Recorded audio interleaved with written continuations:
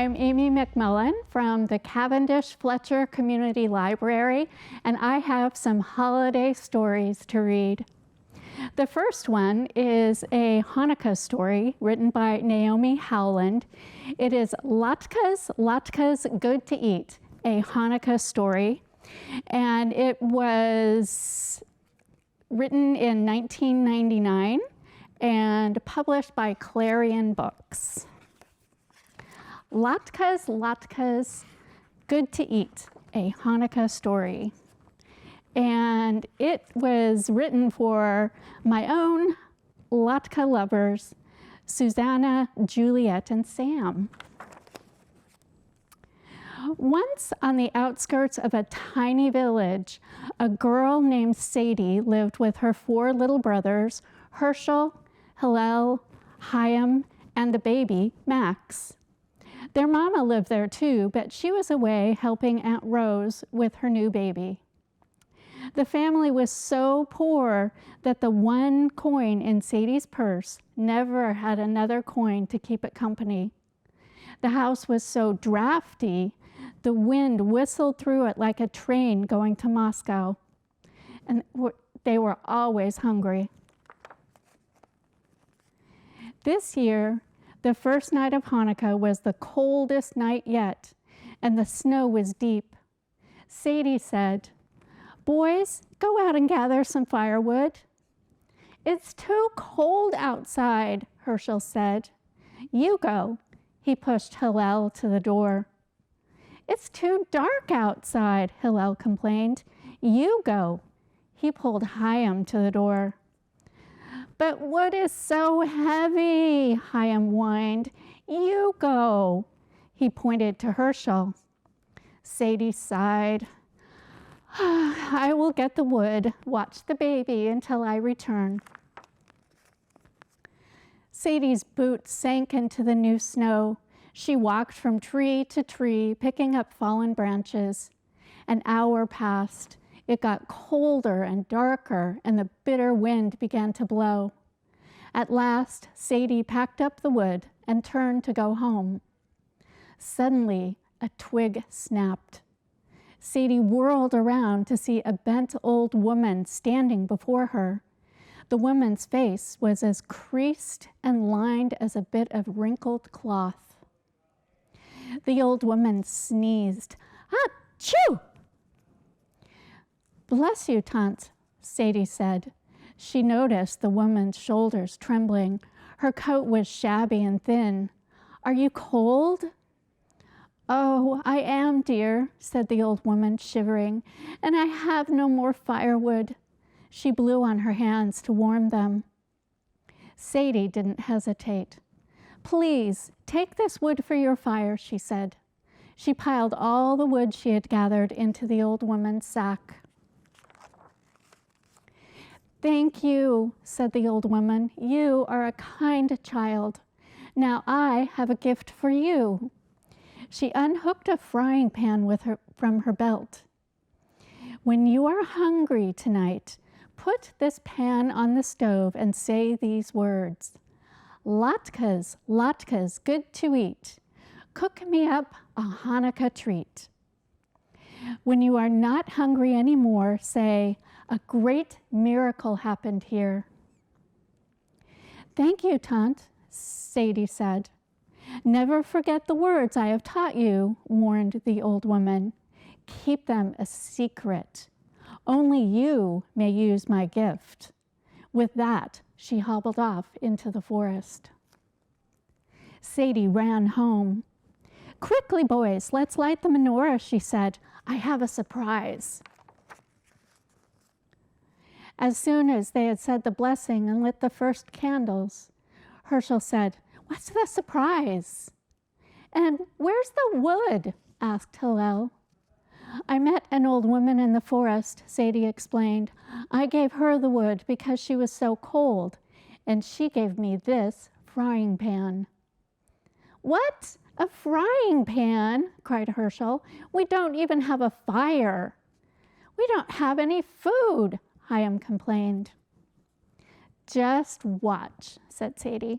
She put the pan on the cold stove and whispered the old woman's words. Latkes, latkes, good to eat. Cook me up a Hanukkah treat.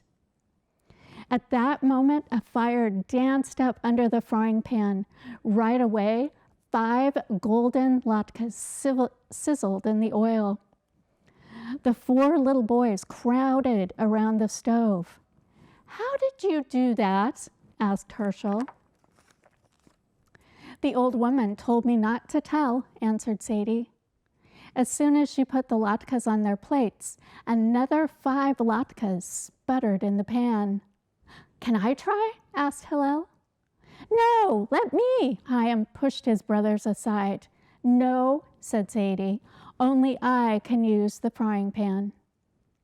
When the plates were heaped high with latkes, Sadie whispered, a great miracle happened here. And the magic frying pan stopped cooking just like that. They ate and ate until their stomachs were full. The next night, Sadie and her brothers lit the menorah. Sadie set the frying pan on the stove. In a hushed voice, she repeated the words, Latkes, latkes, good to eat. Cook me up a Hanukkah treat. Immediately, a fire glowed under the pan where 5 delicious latkes were sizzling. When the plates were heaped high, Sadie said softly, a great miracle happened here. The frying pan stopped cooking just like that. Each night of Hanukkah, the children sat down to another tasty dinner of potato pancakes. Then, the afternoon of the 8th night, Sadie put on her shawl. I'm going to find the old woman and invite her to eat latkes with us tonight, she said. I will cook them when I get back. Take care of the baby and be good boys, and don't touch the frying pan. All together, the brothers nodded their heads and solemnly said, we promise. Only a minute after Sadie had closed the door, Herschel boasted, I heard the secret words. You did not, said Hillel, and we aren't supposed to touch the frying pan. I did too, said Herschel. We could eat just a few latkes, said Chaim. Sadie won't know. Max the baby said, Latkes, latkes. The boys looked at Herschel. Herschel looked at the pan. It's easy to use the frying pan, he said. Just watch. He put the frying pan on the stove and said, Latkes, latkes, good to eat. Cook me up a Hanukkah treat. The stove lit itself with a bright flame. At once, the frying pan was filled with 5 latkes sputtering in oil. When the latkes were hot and golden, Herschel said, Great! Here a miracle happened. The frying pan began cooking 5 more latkes with tender centers and crispy, lacy edges. We have enough, brother, said Hillel, but the frying pan kept on cooking. The little boys piled their plates high with latkes. Here, great miracles happened, tried Herschel. The frying pan cooked up 5 more latkes, brown, flecked latkes. The 4 brothers ate fast, but the frying pan cooked faster. Soon they had filled every dish, all the mixing bowls, and the wash tub with steaming latkes. Chaim cried, Stop, frying pan! But the frying pan cooked up 5 more latkes, savory and salty. Happy green miracles here, Max yelled. But the pan kept cooking. The boys hid latkes in the cupboard and under the bed. They fed latkes to the cat. Soon, latkes were spilling out the door. The smell of potatoes and onions and oil floated through the village. The shoemaker stopped cobbling to sniff. The fishmonger, holding a fresh carp, paused to breathe in the fragrance. The village gossip even stopped talking long enough to inhale the aroma of Hanukkah cooking. Meanwhile, Sadie had walked deep into the blue-shadowed forest. "Tante, Tante," she called over and over, but there was no answer. Where could the old woman be? Soon the sun would go down, and Sadie needed to be home by dark to light the menorah. Now she wasn't sure she even knew the way home. Bony branches scratched the sky. Sadie shivered. "Tante," she called again. The wind whistled through the dark trees. It carried a tantalizing aroma. There was a rustle of dry leaves, and the old woman appeared. Before Sadie could say a word, the old woman held up her hand for silence and sniffed the air.